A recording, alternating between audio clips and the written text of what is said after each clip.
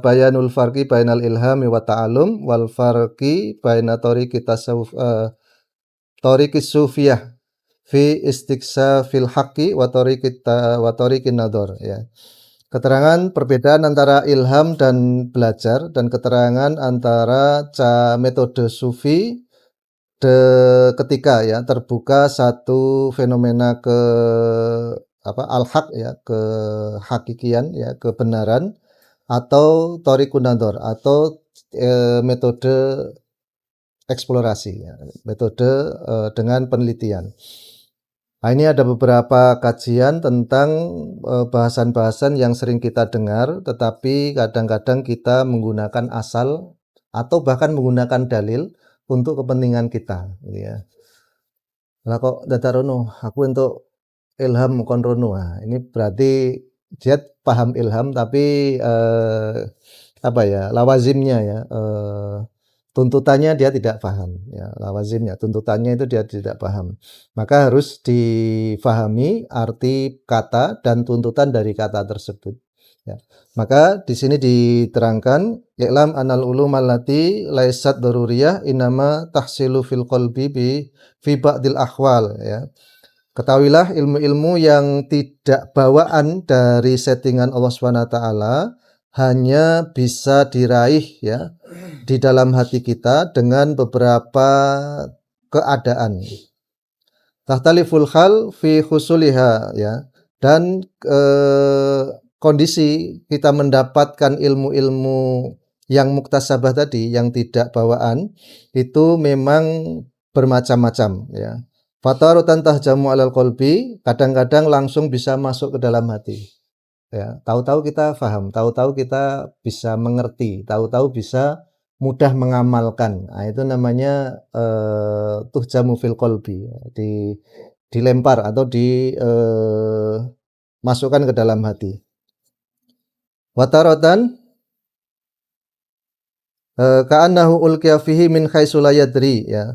Seolah-olah itu masuk begitu saja tanpa kita ketahui. Itu namanya diberi anugerah namanya ya. Tuhjamu fil qalbi. Wa taratan tuktasabu bi tariqil istidlal wa ta'allum ya. Kadang-kadang bisa didapat dengan mencari sebab dan juga belajar. Kita bisa paham itu cari alasan atau belajar. Ya. Tapi ada paham itu yang memang ya kayak ada yang memasukkan pemahaman itu aja gitu. Namanya dilempar ya ke dalam hati kita tadi. Faladhi yahsulu la bitoriqil istisab wa khilatil dalil ya, usama ilhaman. Yang tidak menggunakan usaha tadi ya, tanpa usaha, tanpa ada sebab, lalu kita bisa paham, itu disebut dengan ilham ya. Dan yang menggunakan dalil yusama itibaron wa istibsaron, itu namanya mencari tahu atau observasi. Ya, ini jadi dua metode untuk mendapatkan ilmu. Ada ilmu itu yang memang langsung bisa kita dapat tanpa usaha. Ada yang memang mengharuskan kita untuk berusaha dan mencari tahu, maka disebut dengan iktibar atau istibsor. Kalau yang pertama namanya ilham. Nah, ilham ini nanti ke atas menjadi wahyu, kalau ke bawah menjadi bisikan, kata hati, gitu ya. Katanya kok ono sing ngawe-ngawe, setangi menggok dewe ya, itu namanya ilham. Tapi yang ke bawah ya, yang namanya apa? Bisikan hati. Karena apa bisikan hatinya? Karena perutnya sudah kosong. Jadi setangi so menggok dewe itu karena perutnya kosong ya. Tapi kalau di posisi ilham biasanya adalah bisikan di dalam hati yang itu datangnya dari Allah untuk menggerakkan hambanya kepada kebaikan. Nah, ini spesifikasinya. Jadi kalau ya basang nomor kok dia mengatakan dapat ilham, itu penggunaan yang keliru gitu loh. Ya. Kok sampean iso masang angka iki? Wah, aku mau bengi untuk ilham. Nah, itu penamaan yang keliru karena ilham sejatinya itu adalah bisikan dari Allah ya, lewat malaikat ya, untuk menggerakkan hambanya kepada kebaikan. Nah, ini definisinya ya. Maka menggunakan kata ilham untuk selain definisi ini itu penyalahgunaan. Seperti ketika kita main kartu lalu melempar kartu kita supaya sugesti menang dengan mengucapkan bismillah. Nah, itu kan penyalahgunaan nama Allah Subhanahu wa taala ya.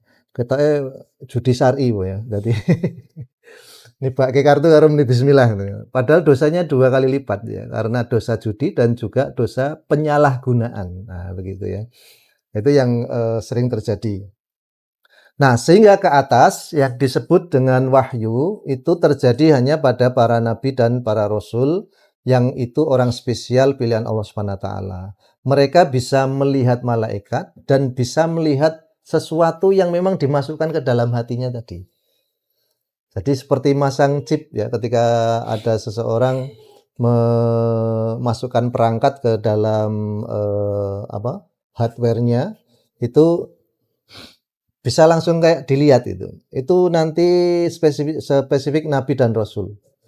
Jadi kalau ada orang mengatakan mau bengi aku ketemu malaikat entuk wahyu, nah itu kalau dia bukan level nabi dan rasul pasti pembohong.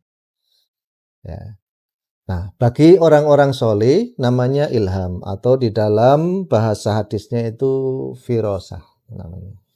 Ya, wattaku firasatal mukmin. Hati-hatilah kalian dengan firasatnya orang beriman karena banyak benarnya. Nah, maka firasat ini bisa didapat ketika dia dalam kondisi tidur, mimpi, ya, atau dalam kondisi terjaga. Dia betul-betul inspired by gitu ya. Nah, itu namanya ilham. Ujuk-ujuk kimi apa sih? Kayak ngene itu ada yang seolah-olah mengarahkan ke sana dan itu kebaikan. Nah, maka itu namanya ilham ya. Bisa dirasakan oleh orang secara umum ya pada waktu dia terjaga atau di dalam tidurnya. Kalau terjaga namanya inspirasi, kalau tertidur namanya mimpi. Nah, kira awake dhewe meh golek impen po meh merealisasikan mimpi sekarang ya. Nek golek impen yo mapan turu. Tapi kalau mau merealisasikan mimpi ya harus bangun. Ya. Konsekuensinya ya kalau merealisasikan mimpi itu pasti lebih effort ya, lebih lebih banyak ya, repotnya lebih banyak, tenaganya lebih banyak, biayanya dan seterusnya ya. Nah, itu yang namanya merealisasikan mimpi tadi. Dari dua istilah dulu ini jangan sampai jangan sampai tidak paham atau salah nanti dalam penggunaannya. Mungkin ada ta'alum, observasi, ada ilham, bisikan dalam hati ya. Kalau kita pakai belajar, cari tahu, maka Allah menggunakan dua sisi yang ada di dalam diri kita, akal dan hati. Tapi kalau ilham itu sudah nggak pakai akal, itu sudah dari hati langsung dilogikakan. Oh begitu. Jadi ini dari jalan yang berbeda saja. Kalau observasi itu lewatnya akal dulu, lalu turun ke hati. Tapi kalau ilham itu dari hati yang nanti dirasionalkan. Kalau istilah Jawa ada ilmu laduni ini gimana? Ya, ini ya. Ilmu laduni sebetulnya ilmu yang memang ilmu terapan ya, ilmu terapan yang memang itu haknya seperti itu. Karena di dalam pembahasan ini ada orang yang materialistis. Kalau tidak ada bukti penelitian ilmiahnya dia nggak percaya. Ada orang yang jadi jadi ateis. Ya alam itu bekerja dengan sendiri. Nah, wong ilmiah kan bukti, ada gaya magnetik, ada rotasi bumi, ada rotasi bulan dan seterusnya. Kalau orang ateis ya bumi itu ya alam itu ya seperti itu dengan sendirinya. Nah, maka ini dua metode yang keluar dari jalur syar'i ya. Yang syar'i bagaimana? Yang syar'i ya tadi tholabul ilmi, terus ya memahami, membandingkan ya, mengkonversi dengan perkataan para ulama dengan hadis dengan Al-Quran sampai dia mendapatkan pemahaman. Itu namanya thariqah belajar kan. Nah, di kasus tertentu ya, dia pernah baca, dia pernah dapat keterangan, dia pernah ya mempelajari hal tersebut, tapi nggak paham. Sampai suatu ketika ya, dia dipertemukan dengan masalah, atau kalau dia mengajar atau sedang belajar, dia dipahamkan dengan masalah tersebut secara instan. Itu namanya laduni. Jadi ilmu laduni adalah ilmu yang datang langsung dari Allah. Kan begitu ya definisinya ya. Nah, datangnya itu bisa tadi lewat ilham. Kalau memang ini jalur Nabi, Rasul, dan Aulia, bisa lewat observasi. Kalau ini jalur awam. Jadi ada orang belajar ya. Ya mungkin kasus yang sering saya alami ya. Kita baca aja, nggak tahu maksudnya gimana itu nggak tahu. Atau kita baca, nggak ada niatan untuk mengetahui kandungannya. Tiba-tiba ada persoalan atau ada pertanyaan. Kita kayak ingat gitu aja. Oh, ayatnya iki, oh hadisnya itu. Itu sebagian dari laduni. Sebagian dari laduni yang dihasilkan dari observasi. Nah, kalau Nabi dan Rasul itu murni laduni yang sifatnya wahyu tadi. Ya, firasat bagi orang-orang yang tertentu itu ya, para aulia itu ilham, firasat itu satu kesatuan.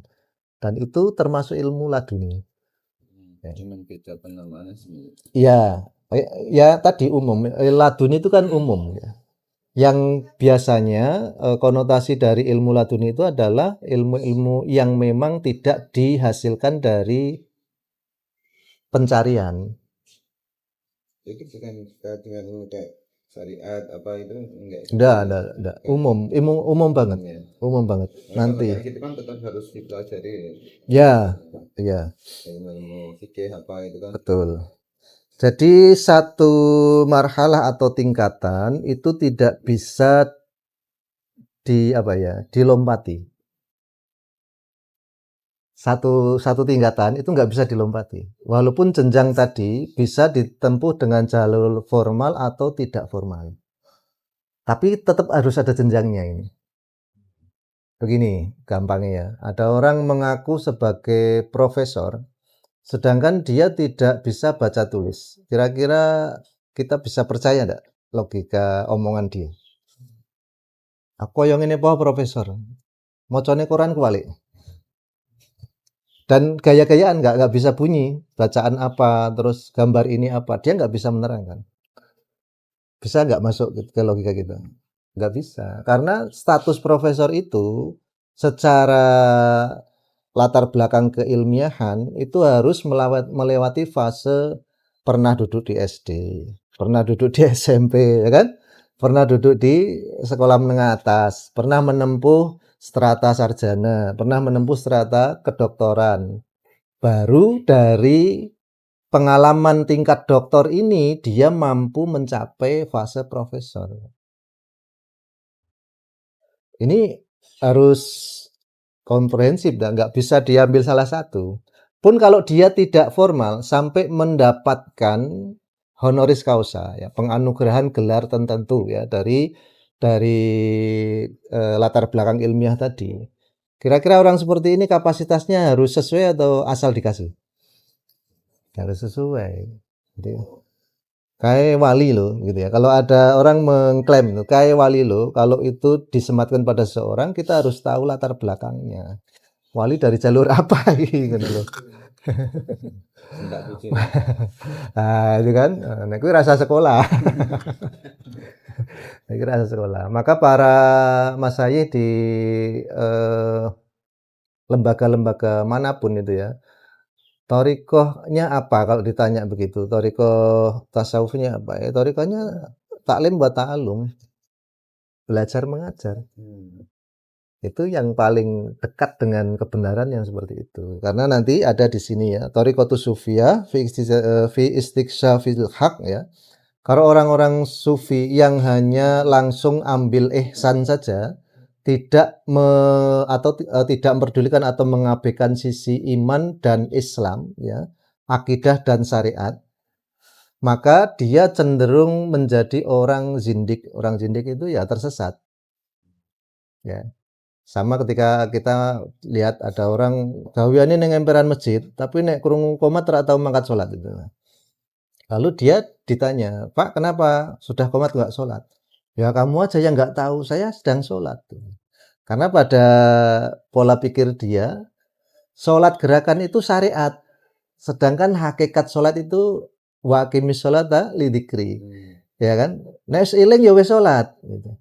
Padahal ketika kita mengatakan wa aqimis sholata lidzikri itu ada kata akim di situ.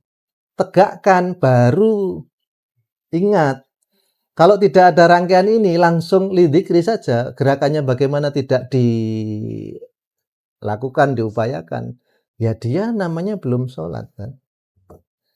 Begitu ya kira-kira ya. Jadi klaim seseorang tentang laduni itu bisa beberapa versi ya, tetapi secara umum ya tadi anugerah yang diberikan oleh Allah Subhanahu wa taala, baik itu caranya lewat wahyu, ilham, inspirasi, atau dia belajar sampai menemukan pemahaman di bab yang dia pelajari. Makanya kan saya sering katakan ya, kadang-kadang pelajaran kemarin itu kita pahamnya hari ini. Ya. Biyen diajari ning SD ngene-ngene iki rak nyandak gitu. Begitu kita sudah mumayyiz, sudah sudah masanya, ya oh ngono begitu ya. Kata Coach Fahri, oh ngono itu ya prosesnya panjang gitu loh. Oh ngono itu perlu perlu waktu dan proses. Nah, begitu ya kira-kira ya. Nah, ini yang kita sampaikan dari tadi ya, ilmu laduni tadi. Ilmu laduni adalah ilmu pemberian Allah Subhanahu wa taala secara langsung. Maka caranya bisa tadi langsung dilempar ke dalam hati sebagaimana para rasul, para nabi dan para auliaillah ya, orang-orang tertentu yang memang itu sudah ya mendapatkan rahmat dan juga kecintaan dari Allah. Ada orang awam ya sebagaimana ulama secara umum, mereka mendapatkan laduni itu ya dari cara an-nadhar ya, melihat, memikirkan, menyimpulkan sampai membikin catatan-catatan. Nah, ini kan debatable ya, bisa bisa diperdebatkan. Nah, maka dengan ilham atau laduni dari Allah, biasanya kesimpulan mereka itu tingkat akurasinya tinggi. Ya. Kenapa kita harus bermadhab kepada ulama fikih ya? Karena tadi mereka dari proses belajar mereka itu sampai pada kesimpulan dapatkan tadi, Pak, dapatkan ilham-ilham yang itu datang dari Allah dan tingkat akurasinya tinggi. Karena sudah terbukti dan berlalu masa yang panjang. Gitu ya. Nah, nanti ada yang pakai metode yang di luar logika juga ada. Ketika Imam Bukhari menulis hadis ya, kalau ini memang nggak bermanfaat, ya sudah hapus saja. Beliau mencelupkan kitabnya di sungai itu. Itu logikanya kalau tinta yang ditoreh, tinta dulu loh ya. Tinta dulu kan batangan digerus terus dienceri itu. Itu kalau ditulis di kertas, walaupun lama, kena air pasti rusak. Itu sampai ketika pembuktiannya itu ya, beliau mencelupkan kitabnya ke sungai.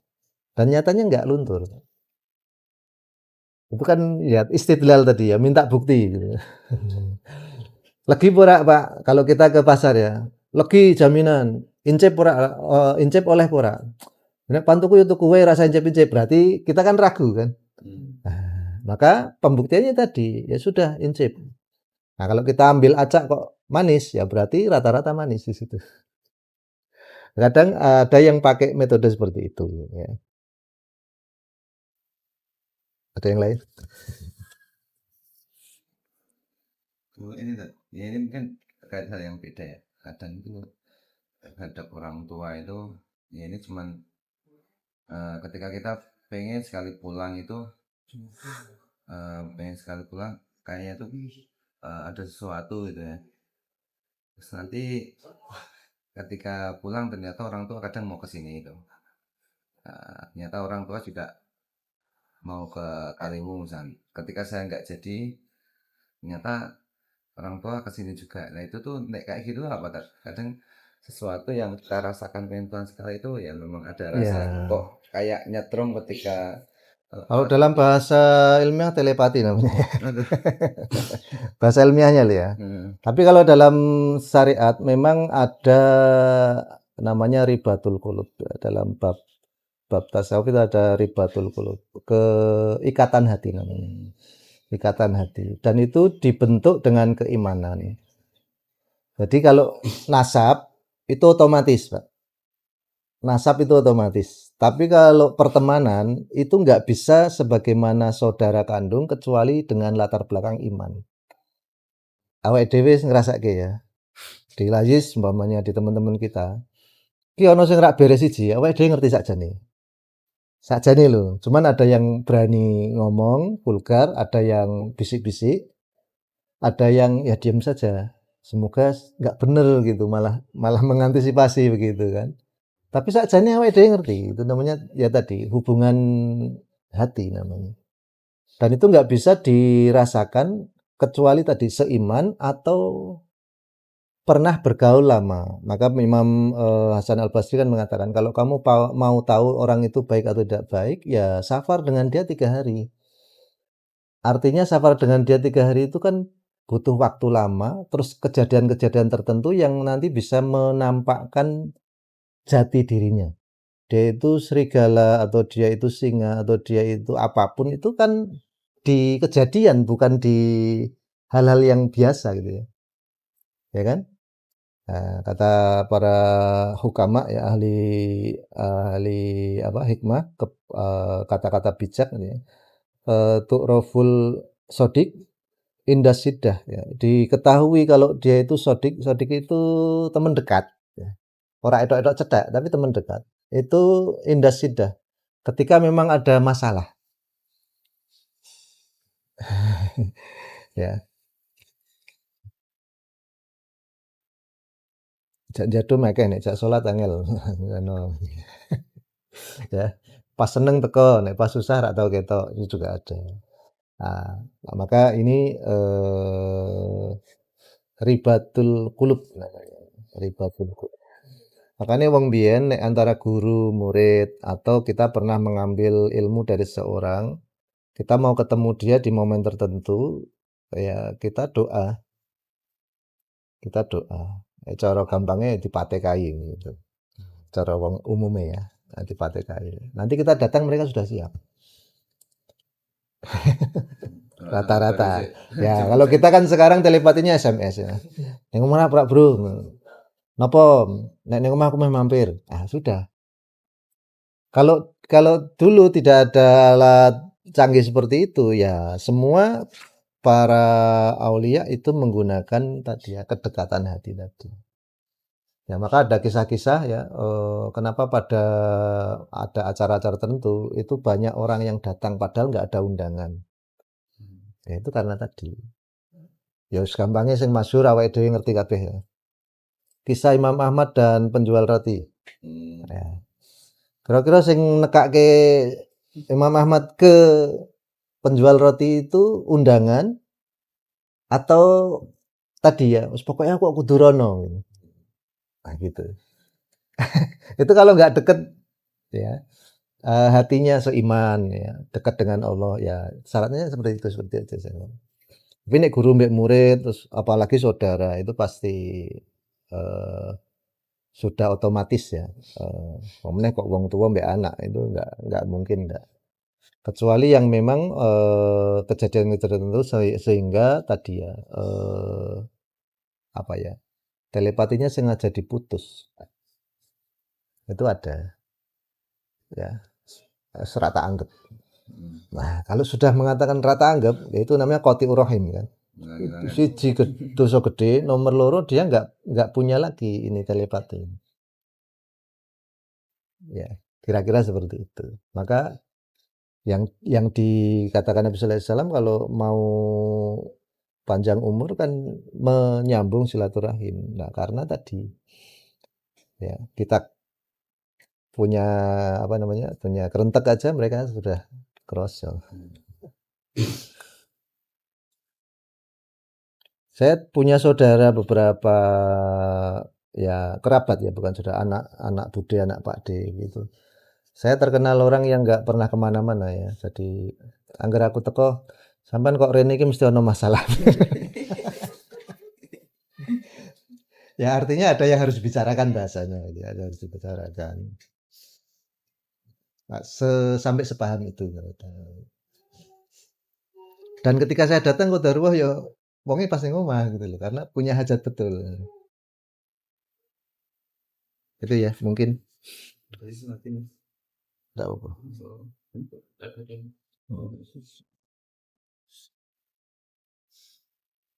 Wes overload. Ya itu ya, mungkin dari kisi-kisi tadi kita bisa sebetulnya pertanyaan tadi tentang ilmu laduni sudah tercakup di sini ya. Sebagai langkah yang paling utama ya dari jalan yang harus kita tempuh untuk mendapatkan ilmu tadi ya. Karena kita pasti bukan nabi, pasti bukan rasul, dan dalam rangka yang mendekatkan kepada Allah Subhanahu wa taala untuk menjadi hamba-hambanya yang soleh, pasti cara kita yang benar adalah tholabul ilmi, mencari tahu, mencari apa? Pengetahuan ya sampai kita nanti diberi pemahaman oleh Allah Subhanahu wa taala dan diberi anugerah kemudahan untuk mengamalkan. Nah, begitu ya. Jadi nggak ada bagi kita kayak terus poso terus ora paham dewe ya. Terus apa namanya? Wiridan terus nanti kan dapat harta sendiri. Nah, itu sebagian amalan-amalan orang tertentu. Kita nggak di wilayah itu. Gitu ya.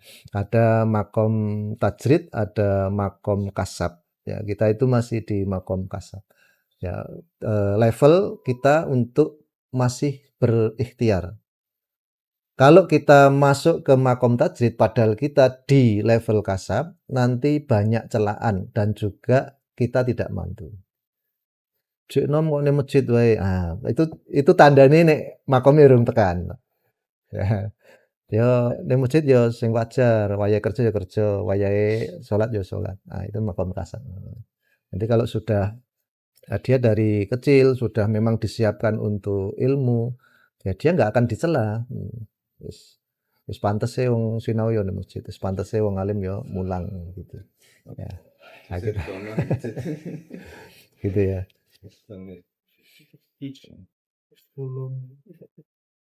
Awake dhewe nek ning masjid betah kan ketitik ya, mesti akeh masalah kan.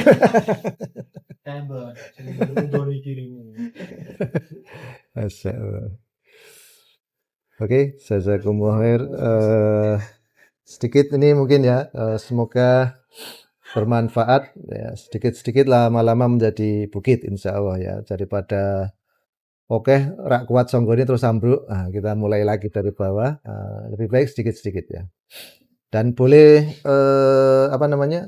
Review pasti ya dari bab-bab tertentu yang memang perlu apa namanya? Disinggung lagi atau disampaikan lagi, kita insyaallah enggak ada masalah ya. Pokoke ngaji ora ono ulangane iki santai wae. Ya, langsung ya. Aku lu qauli hadza astaghfirullah li wa lakum wa lisa'il muslimin min kulli dhanbin. Alhamdulillahirabbil alamin. Waktu saya kembalikan.